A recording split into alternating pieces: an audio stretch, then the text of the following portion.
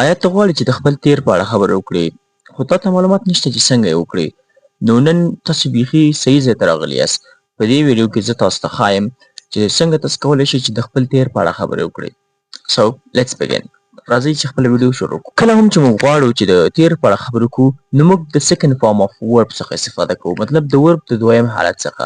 فور ایگزامپل موږ وایو چې ما پرون بریاني وخوړله، نو د خوړلو لپاره موږ eat استفاده کوو. د eat دویم حالت دی ate. نو که چېرته زه غواړم چې خپل ځان په اړه خبرې وکړم او وایم چې ما پرون بریاني خوړلې، نو زه وایم چې I ate بریاني. I مطلب زه، ate مطلب خوړل، مطلب په تېر کې ما تاسو ته وویل چې ate د eat دویم حالت دی. نو eat معنا خوړل، ate په تېر کې خوړل، صحیح ده؟ او بریاني په خپله. یا دویم اگزامپل، فور ایگزامپل موږ وایو چې زه پرون مکتب ته تللی وم. I went to school yesterday. went د go دویم حالت دی. go معنا تلل. I went to school.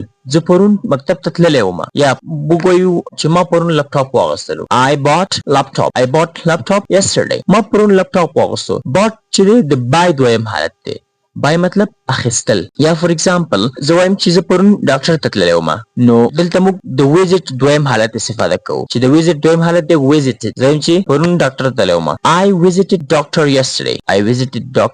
yesterday. ما پرون ډاکټر ولیدو یا ډاکټر ته تللی وم. نو کله هم چې ته غواړې چې د خپل تېر په اړه خبرې وکړې نو د subject plus second form of the verb plus object or complement فورمولې څخه استفاده کوه.